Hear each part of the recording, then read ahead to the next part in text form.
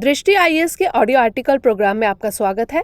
आज का हमारा आर्टिकल सिविल सर्विसेज की मुख्य परीक्षा प्रश्न पत्र 2 के भारतीय राज्य व्यवस्था खंड से जुड़ा है, जो विविध लेखों पर आधारित है। इसमें टीम दृष्टि के इनपुट्स भी शामिल हैं। यह टॉपिक सिविल सर्विसेज मुख्य परीक्षा में पूछे जाने वाले परंपरागत प्रश्नों के लिहाज से बेहद अहम है। तो आइए लेख की शुरुआत करते हैं।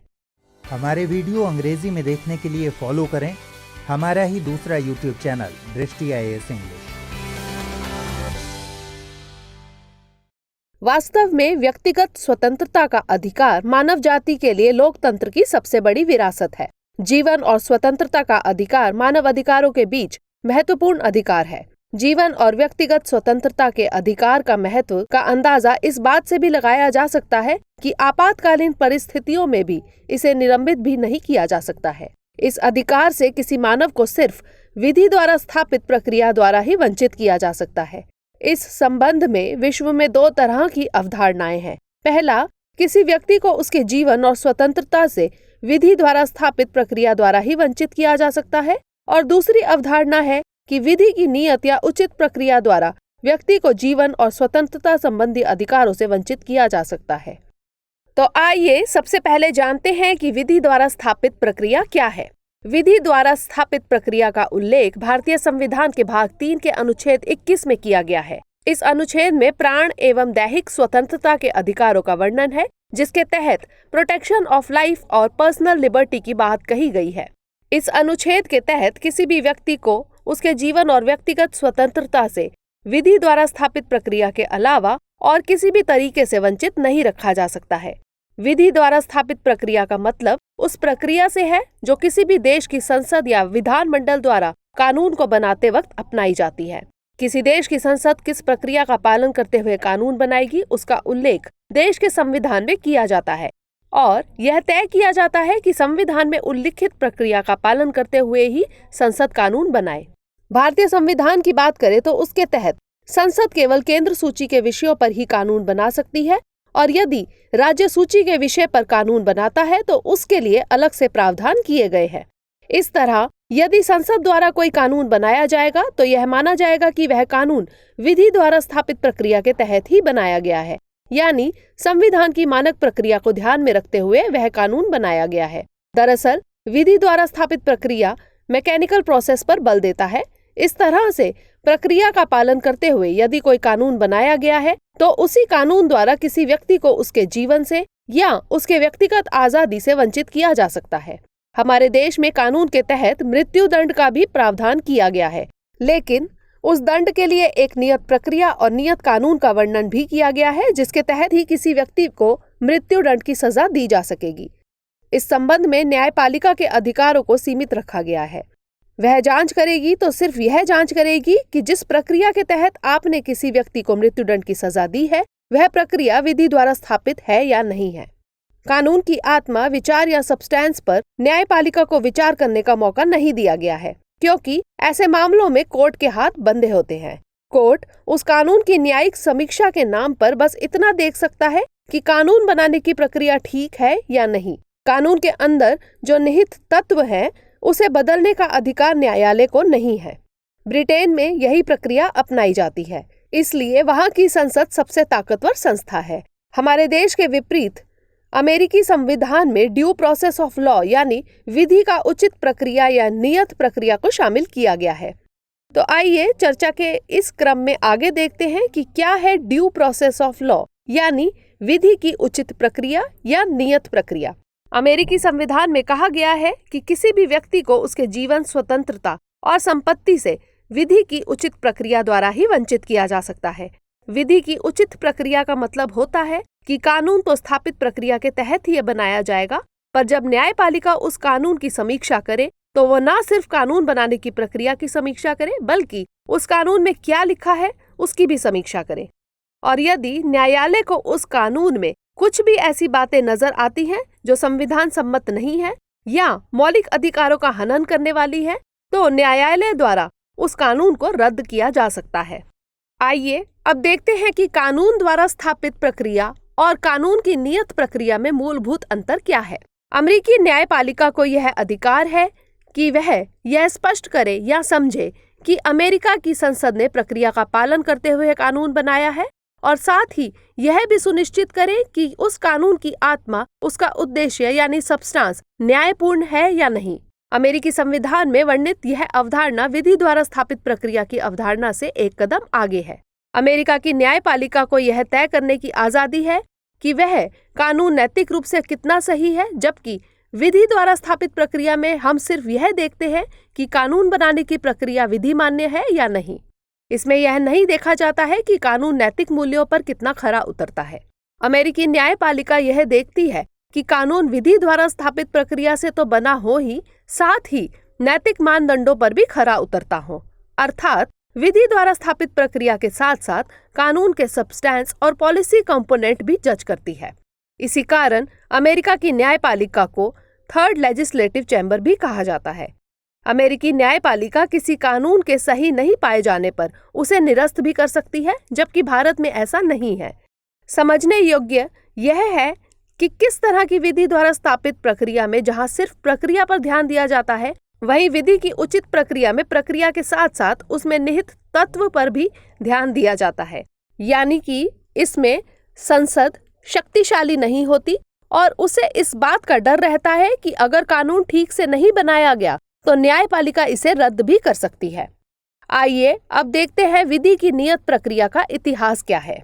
डाइसी का नियम अंग्रेजी संविधान की विशिष्ट विशेषता है, जो बताता है कि कोई भी व्यक्ति दंडनीय नहीं है। स्थापित कानून के उल्लंघन को छोड़कर अन्य किसी माध्यम से उसे दंडनीय बनाया भी नहीं जा सकता है। विधि की नियत प्रक्रिया का पुराना इतिहास है, जिसे मैग्ना कार्टा से जोड़कर देखा जा सकता है। मैग्ना कार्टा कानून नहीं था, बल्कि लगभग 1215 ईस्वी की एक निजी संधि थी। इसी के तहत पहली बार नियत प्रक्रिया की शब्दावली का प्रयोग किया गया था, जिसमें कहा गया था किसी भी स्वतंत्र व्यक्ति को न्यायपूर्ण निर्णय और कानून के उचित प्रक्रिया को छोड़कर अन्य किसी प्रक्रिया द्वारा कैद नहीं किया जाएगा या निर्वासित नहीं किया जाएगा। बाद में यह कानून अमेरिकी संविधान का हिस्सा बना। इस मुद्दे पर भारत में भी संविधान निर्माण के समय खूब चर्चा की गई। यहाँ यह जानना जरूरी है कि संविधान सभा में ड्यू प्रोसेस ऑफ लॉ को संविधान में शामिल करने की बात कही थी। यहाँ तक कि 30 अप्रैल 1947 को ड्यू प्रोसेस ऑफ लॉ को ही स्वीकार किया गया था, लेकिन इस दौरान हमारे संवैधानिक सलाहकार BN राव ने विधि द्वारा स्थापित प्रक्रिया को ही संविधान में शामिल करने की वकालत की। उन्होंने कहा कि ड्यू प्रोसेस ऑफ लॉ मुट्ठी भर न्यायाधीशों को किसी भी कानून को सही या गलत ठहराने का अधिकार देता है। ऐसे में एक लोकतांत्रिक देश के लिए ड्यू प्रोसेस ऑफ लॉ का होना लोकतांत्रिक नहीं कहा जा सकता। इस तरह हमारी संविधान सभा ने जापान में प्रचलित विधि द्वारा स्थापित प्रक्रिया को संविधान में शामिल किया। हालांकि इसके बावजूद भारत में समय समय पर इन दोनों विधियों पर वाद विवाद होते रहते हैं। ऐसे में सवाल है कि इस मुद्दे से जुड़े अहम वाद क्या हैं? 1950 का गोपालन वाद इस मुद्दे पर हुए अहम वाद में से एक है। इस मामले में उच्चतम न्यायालय ने अनुच्छेद 21 की सूक्ष्म व्याख्या की है। इसमें व्यवस्था की गई कि अनुच्छेद 21 के तहत सिर्फ मनमानी कार्यकारी प्रक्रिया के विरुद्ध ही सुरक्षा उपलब्ध है। यह सुरक्षा विधानमंडलीय प्रक्रिया के विरुद्ध प्रदान नहीं की गई है। इसका मतलब यह है कि राज्य प्राण और दैहिक स्वतंत्रता के अधिकार को कानूनी आधार पर रोक सकता है। ऐसा इसलिए है क्योंकि अनुच्छेद 21 की अभिव्यक्ति विधि द्वारा स्थापित प्रक्रिया अमेरिका के संविधान में अभिव्यक्ति विधि की विधिवत प्रक्रिया से भिन्न है। इस तरह कानून की वैधता और उसकी व्यवस्था पर अकारण एवं अन्यायपूर्ण आधार पर प्रश्न नहीं उठाया जा सकता है। इस वाद में उच्चतम न्यायालय ने व्यवस्था दी है कि व्यक्तिगत आजादी का मतलब सिर्फ एक व्यक्ति की शारीरिक एवं निजी स्वतंत्रता से है। लेकिन 1978 के मेनका गांधी बनाम भारत मामले में उच्चतम न्यायालय ने अनुच्छेद 21 के तहत गोपालन मामले में अपने फैसले को पलट दिया और कहा कि प्राण और दैहिक स्वतंत्रता को उचित एवं न्यायपूर्ण मामले के आधार पर रोका जा सकता है। इसके प्रभाव में अनुच्छेद 21 के तहत दी जाने वाली सुरक्षा केवल मनमानी कार्यकारी क्रिया पर ही उपलब्ध नहीं, बल्कि विधानमंडलीय क्रिया के विरुद्ध भी उपलब्ध है। न्यायालय ने प्राण की स्वतंत्रता की व्याख्या करते हुए कहा, इसके विस्तार का आशय है कि एक व्यक्ति की प्राण की स्वतंत्रता में कई प्रकार के अधिकार शामिल है। इस वाद में प्राण के अधिकार को शारीरिक बंधनों में नहीं बांधा गया, बल्कि इसमें मानवीय सम्मान और इससे जुड़े अन्य पहलुओं को भी रखा गया। उच्चतम न्यायालय ने मेनका गांधी मामले में अपने फैसले को दोबारा स्थापित किया। इसमें अनुच्छेद 21 के भाग के रूप में कुछ अधिकारों की घोषणा की गई, जिसमें मानवीय प्रतिष्ठा के साथ जीने का अधिकार, निजता का अधिकार, स्वास्थ्य का अधिकार, 14 वर्ष की उम्र तक निशुल्क शिक्षा का अधिकार, निशुल्क कानूनी सहायता का अधिकार, अकेले कारावास में बंद होने के विरुद्ध अधिकार, सुनवाई का अधिकार, हथकड़ी लगाने के विरुद्ध अधिकार, अमानवीय व्यवहार के विरुद्ध अधिकार, सार्वजनिक फांसी के विरुद्ध अधिकार, विदेश यात्रा करने का अधिकार, आपातकालीन चिकित्सा सुविधा का अधिकार, निष्पक्ष सुनवाई का अधिकार आदि जैसे अहम अधिकार शामिल हैं। आइए अब निष्कर्ष की बात करते हैं। विधि की न्यायपूर्ण व्यवस्था कायम करने के लिए हमारे देश में समय समय पर प्रयास किए गए, जिनमें PIL, न्यायिक सक्रियता, न्यायिक पुनरीक्षण आदि शामिल हैं।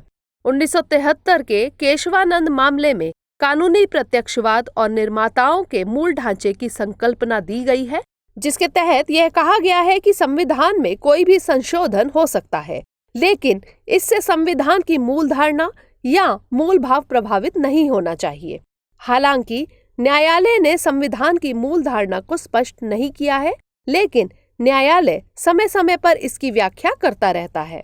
इसके अलावा संविधान के अनुच्छेद 45 के तहत भी कानून द्वारा निर्धारित प्रक्रिया स्थापित करने की बात कही गई है, जिसके अनुसार गैर भेदभावपूर्ण और गैर मनमानी के सिद्धांतों को मूर्त रूप दिए जाने की बात कही गई है।